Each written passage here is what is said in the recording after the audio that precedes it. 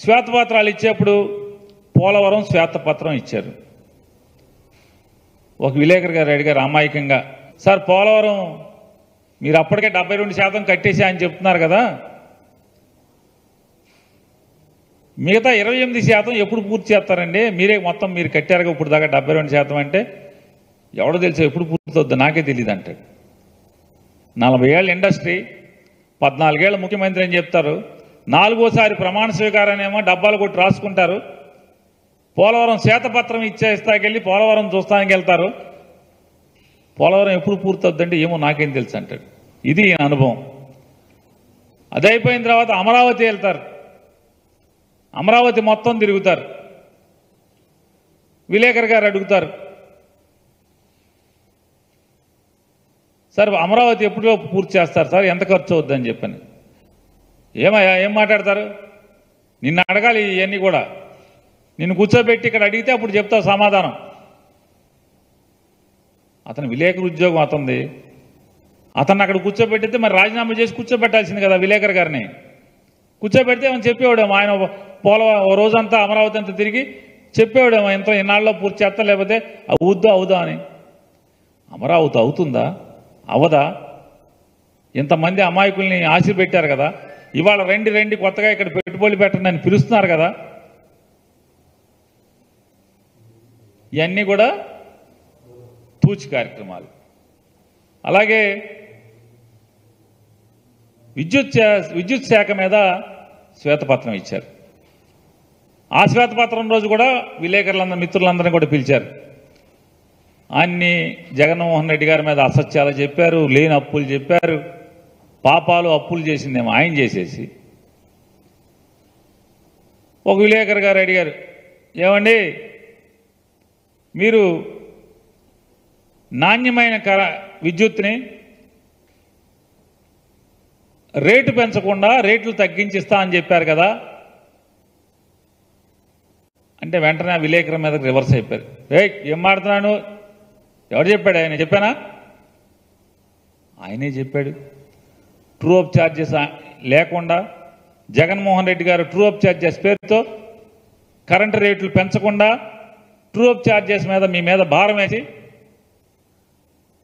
మీ మీద విపరీతంగా బాధుడు చెప్పని బాధుడు అని చెప్పని ఊరు తిరిగారు, పేట తిరిగారు, సందు తిరిగారు, గొంతు తిరిగారు. తండ్రి కొడుకులు ఇద్దరు, ఈ తెలుగుదేశం నాయకులందరూ కూడా, ఇవాళ ఎమ్మెల్యేలు మంత్రులైన వాళ్ళందరూ కూడా తిరిగారు. పవన్ కళ్యాణ్ గారు కూడా చెప్పారు, విద్యుత్ ఛార్జీలు బాగా పెరిగిపోతున్నాయి, మన చంద్రబాబు నాయుడు గారిని గెలిపించుకుందాం, విద్యుత్ ఛార్జీలు తగ్గిద్దామని. ఈయనంటాడు శ్వేతపత్రం ఇచ్చి, ఎవడు చెప్పాడు నేను తగ్గిస్తా అని చెప్పానా అంటాడు. ఆల్రెడీ వీళ్ళు జూన్ 4ని గెలిచారు, 12 తారీఖు దాకానేమో 8 రోజులనేమో రిమోట్ కంట్రోల్తో పరిపాలించారు. 12వ తారీఖు నుంచి ఏమో తెర మీదకి వచ్చారు. మరి ట్రూ అప్ ఛార్జెస్ ఏమో వచ్చేస్తున్నాయి కరెంట్ బిల్లులో. మరి ఎన్నికల ముందు మీరు ప్రజలకు ఏం చెప్పారు? కరెంటు ఛార్జీలు పెంచమని చెప్పారు. జగన్ వేస్తున్నాడు, బాధుడే అన్నారు కదా. మరి ఆ బాధుడు మరి మీరు బాధుతున్నారు కదా. అంటే జగన్మోహన్ రెడ్డి గారు చేసింది కరెక్ట్ అనే కదా. ఇవాళ పవన్ కళ్యాణ్ గారు రోజుకి 3 రూపాయలు చెత్త ఎత్తినందుకు డబ్బులు కలెక్ట్ చేయండి అని చెప్పారు. చెప్పినట్టుగా ఈనాడు ఆంధ్రజ్యోతి పేపర్లో చూసాం. ఊరు బాగుండాలి, స్వచ్ఛంగా ఉండాలి, పరిసరాలు అద్భుతంగా తయారవ్వాలి, అనారోగ్యాలు ఉండకూడదు, ఆరోగ్యవంతమైన పరిసరాల కోసం చెత్త ఎప్పటికప్పుడు ఎత్తేయాలి, ఇంటికి 3 రూపాయలు కలెక్ట్ చేయండి అని చెప్పారు. మరి జగన్మోహన్ రెడ్డి గారు ఏం చెప్పారు? అదే కదా. ఆయన 30 రూపాయలు 60 రూపాయలే కదా. మరి మీరేమో 90 రూపాయలు కలెక్ట్ చేయమని చెప్తున్నారు కదా.